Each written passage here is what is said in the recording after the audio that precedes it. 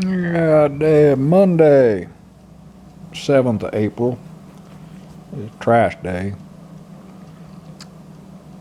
I ain't figured it out yet, but there's just me and my wife and two inside kitties that reside inside the house. We've got one of those 60-gallon two-wheel trash containers that the city picks up once a week. I don't know how in the hell we do it, but that thing is dang near full every week. And I make sure to go through the house Sunday and Monday to get all the trash out of the house. So Monday afternoon, after it's picked up and empty, we start anew. I don't know. It's typical household trash. Not much food waste at all. We don't get the newspapers. Cost too much. It's getting thinner and thinner and thinner. And if I want to read a paper, I get one at Wally World on a Sunday, which they call the weekend edition. It's not even a real Sunday paper anymore. I don't know. It's weird. Kitty here in my lap, relaxing with me. I was gone 4 or 5 hours yesterday, and got home yesterday evening. She and Fluffy, both of them mobbed me. They didn't like me being gone. My pain has diminished a lot from last week. Got those herniated discs in my lower back, and woke up this morning. I had a halfway decent restful night. I was up every 2 hours to go pee. And the pain in my back when I was laying down was just moderate. And been off all pain meds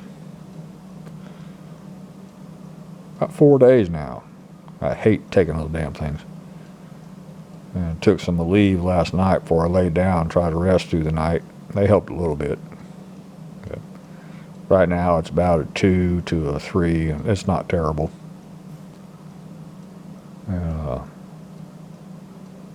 Like everybody else in the world, been watching the stock markets drop. I've been retired about 2.5 years now. Basically, I'm unemployed. Haven't started collecting Social Security. I'm going to wait at least 3 or 4 more years so I maximize the payment. That's mainly for my wife's survivor benefit. Some people say it's foolish to wait. Some people say it's best to wait. Don't need it right now, so I can afford to wait.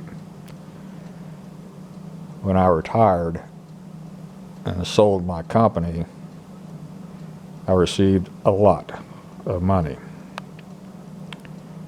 And all the so-called financial advisors have pushed me hard to invest heavily in stock-based funds. I've been working since 1972, and I remember all the bad times. And 96% of my retirement funds are in cash-based funds, about as safe can be. I've got 4% tied up in stock-based funds. And I don't lose any sleep whatsoever. And I'm old, so I requested and receive monthly statements. On the stock-based accounts, 1 month it will go up 14,000. Next month it'll drop 16. Month after that it'll go up 2. Next month it'll drop 5.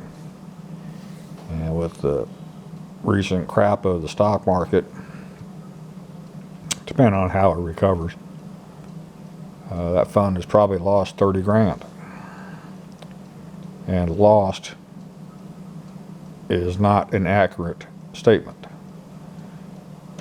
It has seen a drop in value of probably 30 grand. It will never be a loss until I convert that fund into cash. So as long as I leave it alone, I'm not losing anything. And I have no reason to convert it to cash. Where people got in trouble and are in trouble now is they retired and expected their 401k stock-based to generate 15 to 20% annual returns from the day they retired until the day they die. That's an unrealistic expectation. When you retire, the clock don't stop. So every year you're retired, your skill set is a year older. Your body is a year older. And not too many years after you retire, you're no longer pertinent to the economy or physically able to work. That's just life. So if you're seeing heavy returns on your 401k and thinking to yourself, well, with the 401k and Social Security, I'm going to do wonderful. Well, you're not.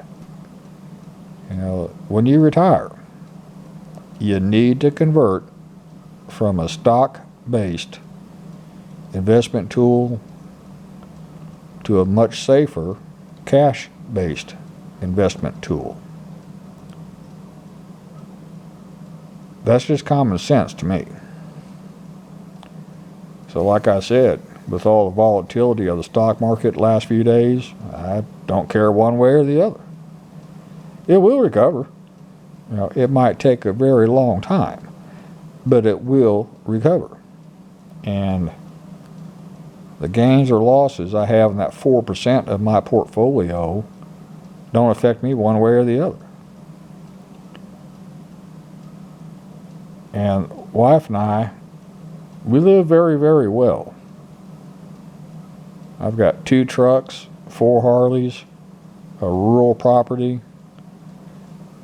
I've got my little building, which is a high-end man cave.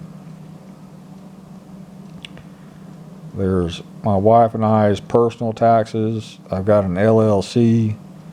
And we've got the rural property, which is a registered farm. It's in timber, but it still counts as a farm. Got a small boat. We got a travel trailer up at the farm under a metal roof. I mainly use it as a shelter from the ungodly heat in the Texas summer. Of course, it has a bed in it, so I can stretch out and take a nap.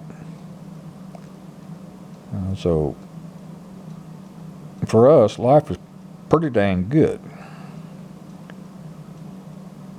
But I planned for that. You know, that's what was key. I planned for that.